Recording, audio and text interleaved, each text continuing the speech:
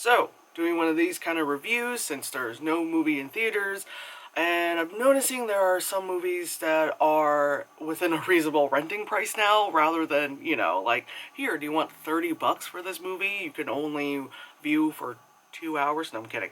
Anyway, so today we're going to talk about Color Out of Space.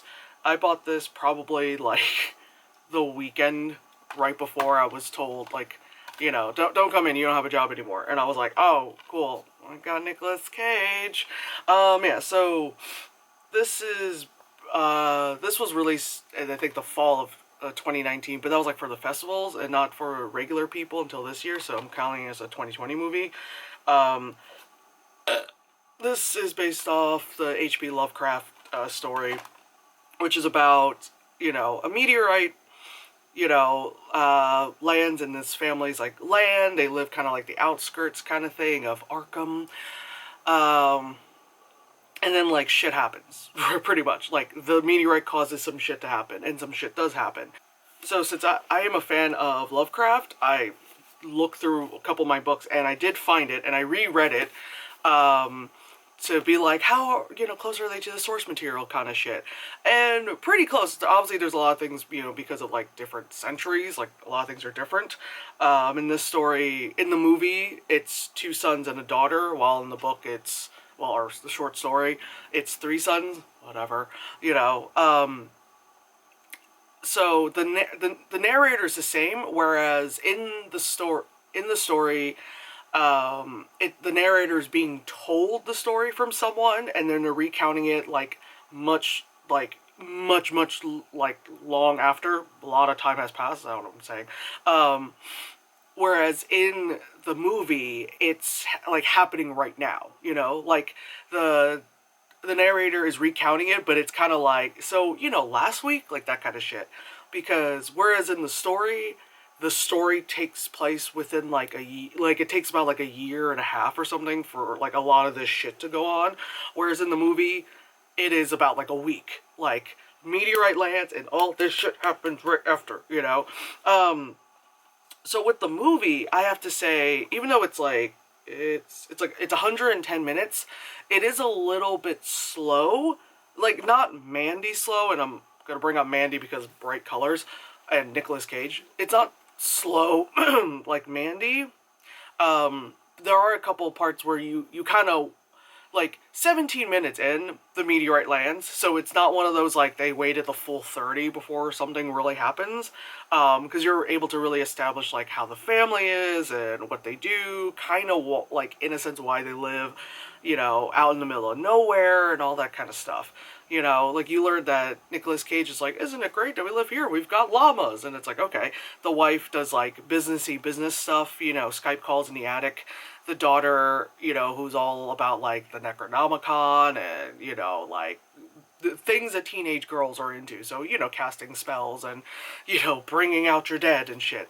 The son is, like, he's a teenage boy, and then the youngest son is the boy from Haunting in Hill House, so he's just there with his big old, like, what's that fucking kid's name in Jerry Maguire with the glasses? Anyway, he's that kid.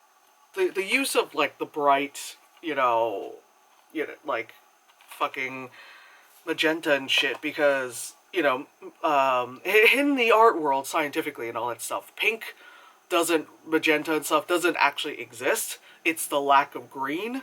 So it's not anything that is, like, real within, like, Earth, and I get it, like, there are flowers that are that color, blah, blah, but it's like, it's not real, that color doesn't technically exist, like, on the color spectrum, on, like, what's that called, the light spectrum, duh. So, using that, really? Oh, I love to listen to heavy auto-tune being buzzed through someone's trunk. Are you serious? Anyway, so, this color, like I said, does not exist within the world. It is the lack of green. That's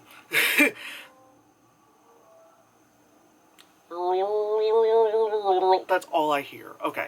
Anyway, so a bunch of shit starts happening, and, just the family starts losing their shit, and, spoiler alert, each one of them starts dying off. So the use of the bright magenta color was actually really, really good because conveying the, otherworldly thing, because especially they're on this plot of land and there's all this lush green and then there's just suddenly bright magenta, happening. Where in the story, they just say it's like a phosphorescence, like luminescent color that's unlike blah blah blah, that kind of stuff. I feel like this movie did a really good job at adapting this story because a lot of times when people do adapt H.P. Lovecraft, it's kind of like, I don't want to say it's like lackluster, but it's like oh yeah, that's based off that, like a gesture of it. This one they stuck pretty close to it. Of course, there's a few changes which made sense, in a movie standpoint, and, when you're reading, you're like, oh, okay, but, if you watch it, you're like, oh my god, because if you watch this and it's like, this took about, like, a year and a half, you'll be like, really? Whereas here, you're like, oh shit, within a week, like, all the shit goes real, like, things start dying off and getting all and just, ugh. Like, I have to say, the effects for this movie was really good, just the things and stuff like yeah, just that kind of like just mush things onto other yeah. Also, like, Nicolas Cage, I probably would have like not bothered to like buy this movie or watched it so quickly if really it wasn't for Nicolas Cage, because one, like, again, I like H.P. Lovecraft. Just the trailer alone, the neon lights, I'm like, ooh, neon colors, I want to see that movie, but the fact that Nicolas Cage is there and he gets to be Nicolas Cage. He has moments where he's just like, ah, ah, ah, ah, like, seriously, just screaming the same scream and just punching something, ah, ah, doing the Nicolas Cage thing that he does. And like, once shit gets real and all that stuff, he's like yelling at his kids, like his character in Vampire's Kiss.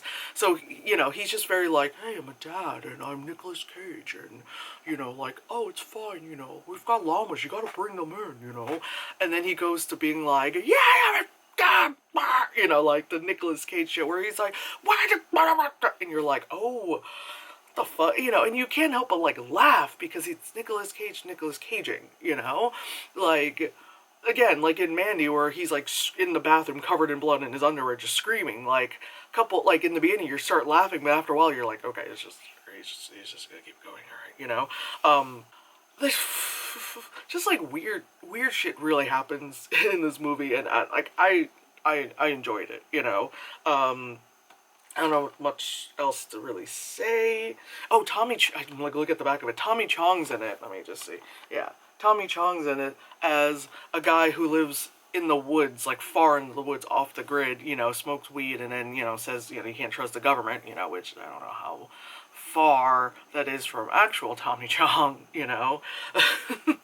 whatchamacallit? Yeah, like Tommy Chong's character, I think he, in the story, that's the character that like recalls like, and tells the narrator what happens, whereas in this one he's just another character. Again, like, a lot of things were changed, but were within reason and stuff. I'm gonna go a little bit into spoilers, so if you want to check out the movie, all that stuff, 1, 2, 3, spoiler. So the narrator is, funny enough, his character name is named after H.P. Lovecraft, because it's Ward Phillips, which is, Lovecraft is Howard Phillips, Lovecraft. And, like, at the end of the movie, I kind of, like, laughed to myself and said, okay, cool, the only black guy in the movie survived, which is good, But yeah, just, like, the whole thing when shit got real, and then, like, Nicolas Cage's family just starts, like, just going downhill. I thought that was amazing. Like, the whole thing where, like, the wife and the son fuse into one person in this very, like, X-Files kind of thing. It's disgusting and all that shit, and then it becomes like this fucking Silent Hill monster, like, like attacking the family, the daughter who's way too into the Necronomicon and all that shit, and she's trying to like cast spells. She starts like cutting herself, like teenage girls do, and then, she's just like, oh, I'm trying to make this go away, blah, blah, blah, cut the thing on the, like, you see it here, like, she cuts the thing on her forehead and stuff, and then, like, the son being, like, the dopey kid, because he's just a dopey kid, and the younger son who's just, Like, I don't even count them. It does suck. Like, the dog in the movie does die, but, like, everyone in the family. Like, the llamas die. Oh my god, I forgot to mention, there was a part where, like, Nicolas Cage is milking llamas, and then he's, like, trying to, like, have, like, just give it, like, to the black guy, like, do you want some? The guy's like, no, lactose intolerant. And he's like, missing out. And I'm like, oh, God, just Nicolas Cage just milking. I have to stop doing that gesture. Nicolas Cage milking llamas. That's definitely something. But yeah, like I said, I enjoyed this movie. I know there's some people who like hated it.